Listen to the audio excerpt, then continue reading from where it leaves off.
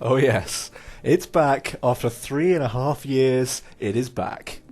The Ur-Quan Masters High Definition Hardcore Challenge. And let's not forget, the reboot 3.5 years ago was like 2 years after the original part of the playthrough. So this series is now coming up to like, I don't know, 5 or 6 years long. So I think per episode, this must be the longest, slowest series in the history of YouTube. I can't think of any other. I suppose YouTube Rewind, maybe. I don't know. There's not too many. But actually, there's something quite strange about the next few episodes that are going to come out of this. The footage you're seeing right now, and actually the next 3 episodes after this, is stuff I recorded like 3 years ago, and never actually finished editing up and narrating over. So the way that I used to do Ur-Quan Masters Hardcore Challenge is I used to record it, and then I'd narrate over the top of it as I'm doing now. And basically that was just because I was having to concentrate so hard on these battles that I was just like hardly talking. I was just concentrating so much on the battle. But I think what I'll do for the episodes after the next 4 is I will actually just record it and film over it and narrate it at the same time. And I'll keep in all of the fails and so on, because basically what I also used to do in these videos is I used to cut out loads of the fails, just because there was just a crazy number of them. But I think I'll keep them in from now on, because when I look at my list, I've got like a list of things I need to get done in this game, and if I look through it, I'm probably about 2/3 of the way through now. So right now what we're doing is we're actually getting the egg case fragments. We're getting all the egg case fragments from the Mycon Sphere of Influence, so we can do stuff like obviously showing the Cyrene and selling to the Druge as well for various things. So that's the main thing. So I think we can get from the Druze, we can actually get a Rosy Sphere and a Mauler. And we also need to do all the other stuff like get the caster and so on. And what we're also going to do is go and convince the Pekunk to come back and give us some more Furies, because obviously we can't buy any ships. Our only source of ships are basically the Pekunk, pretty much. And I think the Araloo, actually, if we go and talk to them at their home world. Actually, I can't remember how that works. No, you have to get the skiffs from the Starbase, so we can't get them either. So it is just the Pekunk Furies that we get. But obviously the Pekunk Furies are a fantastic way of like regenerating crew as well that we lose, because you can send like 1 of 8 crew out, and if it gets revived, then you have 8 crew again. So you revive 7 crew, and that's what I've been doing for like the last however many episodes. Going through this Mycon world feels like it's just taken forever, but you have to do it because we can only move so fast. So yeah, what have I been up to for the last 3.5 years? You might be asking. Well, I think that it would have been around the time I was starting uni, around the time that I did the original return for episodes 9 to 15 or 16. I think this is episode 17, so 9 to 16 was around the time I started uni, and I'd just come back from uni, my first term at uni, and it was Christmas or New Year, and now I'm actually my last term of uni. And in fact, this term has actually basically just not happened. It's sort of been like a half term, like a sort of pseudo term, because we're at home because of the pandemic. And so this is my final term. All exams were like cancelled. Everything was done via, Zoom and all that sort of thing. So we weren't actually there. So it's kind of been a bit weird, bit of a weird end to university. Obviously, normally people like celebrate the end of it and reminisce, but we haven't really been doing so much of that. I'm sure I'll go back at some point and do that properly. I'll do that with all the guys who were there. But otherwise, that's just how it is. Can't really do much about it. So I thought, since there's not much else going on, I've actually got some mock exams. Like there's sort of mock exams you have to do, and I'm also applying for stuff like PhDs and so on. So there is still stuff to do. It's not like I've got absolutely nothing to do.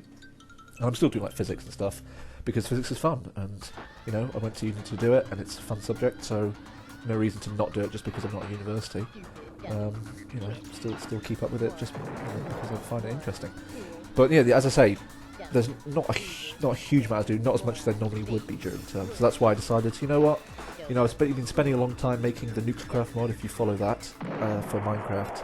And we've been doing a lot of really important updates for that, really interesting updates. We're making a new version of it, basically.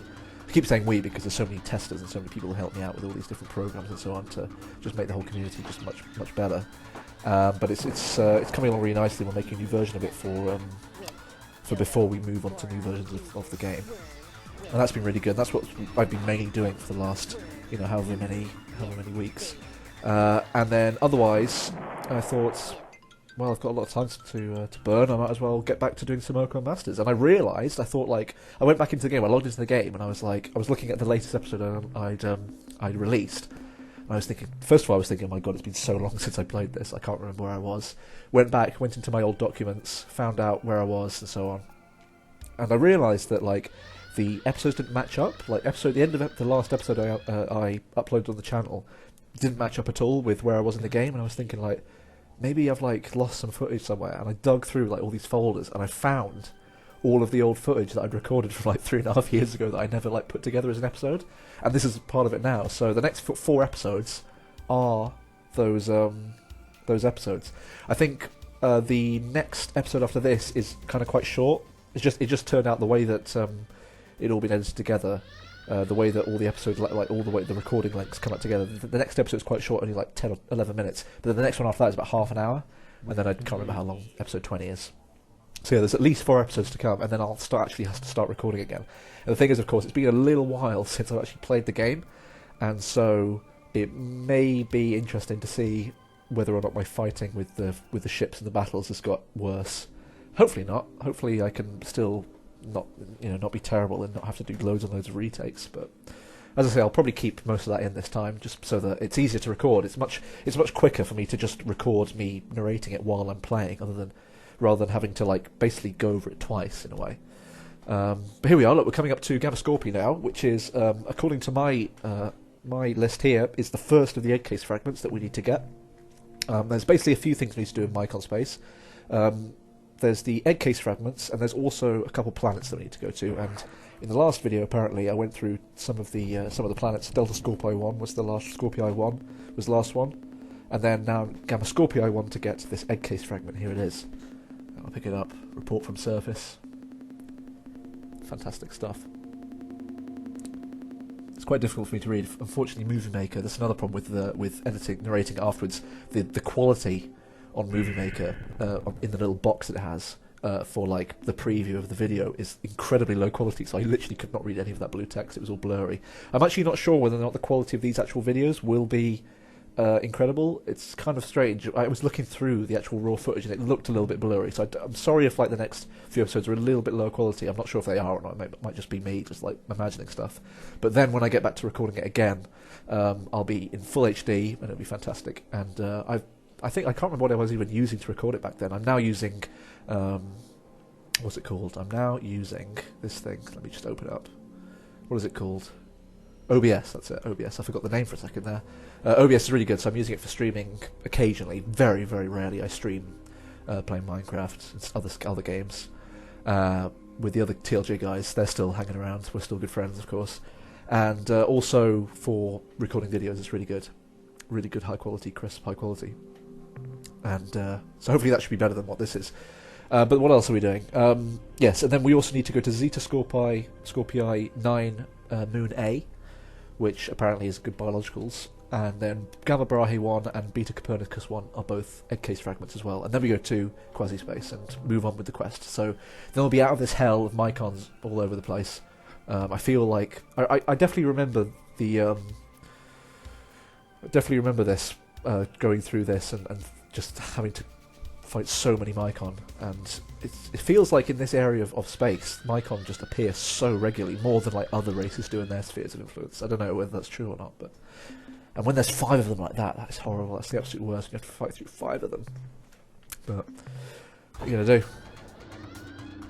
Actually, talking about HD, that actually reminds me. So I recently joined the New Alliance of Free Stars Discord server, which seems to be the most active Discord server for Ur-Quan Masters. I know there's also a Discord server for like the Star Control, like all that sort of stuff. I need to talk about that as well. That's actually been quite a lot of stuff happened since the last time I played. I didn't even think about the Star thing. But I don't want to go massively into that because obviously people have probably talked about that to death. But the thing that I was going to talk about is the fact that I realised that there are actually multiple branches. I didn't quite understand how the Ur-Quan Masters project sort of came about and what it's all about. So if I'm correct, and for those who don't know, when Paul and Fred ported the game to 3DO, they then released the source code for the game in 2002, for the 3DO version, and then that got turned into the Ur-Quan Masters, but because they didn't have the Star Control trademark, they couldn't call it Star Control, so they just called it Ur-Quan Masters, or it got called Ur-Quan Masters, whoever made it. I actually noticed the other day that the original Ur-Quan Masters project actually has got an update like within the last 24 hours of me recording this narration. So that's pretty cool, 0.8.0. I think it's moving into beta or something, I think I saw, which is pretty awesome to know that that's still a really active project. It's quite funny, I've played this game for so long now. It's not like I haven't played this game at all in the last 3.5 years. I still come back to it occasionally to have a little play and a little Super Melee battle and so on, just when I want to. It's quite funny, I'm starting to get a little bit of nostalgia for this game, in a funny way. It's really bizarre, and that means that when I go to play Ur-Quan Masters, like the original, without the high definition textures, I do start to get like not nostalgia maybe, but like it's fun to play it in those old graphics. It does feel kind of different. It's kind of quite fun to play. But the thing is also that that's the one project. So that was sort of the original Ur-Quan Masters project. Then of course there's the HD project, which is what I'm playing right now. There's also HD Remix, which is like another HD project, but that seems to have not been updated for a while. I know this HD project hasn't been updated for a while either, but it's, I think, more up to date and has more stuff than the other HD project. And then there's also something that I found called the Ur-Quan Masters Mega Mod. So that's the thing I was going to talk about. So one of the really active projects at the moment is the Ur-Quan Masters Mega Mod. And I can actually bring up the name of the person deving it, the person working on it, Cirrhosis. So Cirrhosis, if you join that Discord server, I'll put a link in the description. Cirrhosis is the one who's making the Mega Mod, and the Mega Mod is really cool. So basically, what it does is, first of all, it's a branch of the original Ur-Quan Masters. As far as I can work out, it's a branch of the original Ur-Quan Masters project. It's added in the HD. The HD resolution textures, like support for the HD stuff. So it's not a port of it's not a branch of the HD project. It's a branch of the original project, but it also now has HD support. But it also has a lot of other stuff. So for example, it has like difficulty modes. So for example, when you play like Super Melee, there's like difficulty modes for like the computer in the battle. So there's also difficulty mode in story mode now as well. So you can play like easy mode where like all of the ships don't use their secondary weapons. There's also stuff like resources give you more than they normally would. There's loads of other stuff as well. There's so many details, and there's also a hard mode. There's like a difficulty hard mode which makes that you get less resources probably, and it also makes other stuff happen that makes the game more difficult. And there's stuff to do with like Slilandro pros appearing like more often in various places and so on.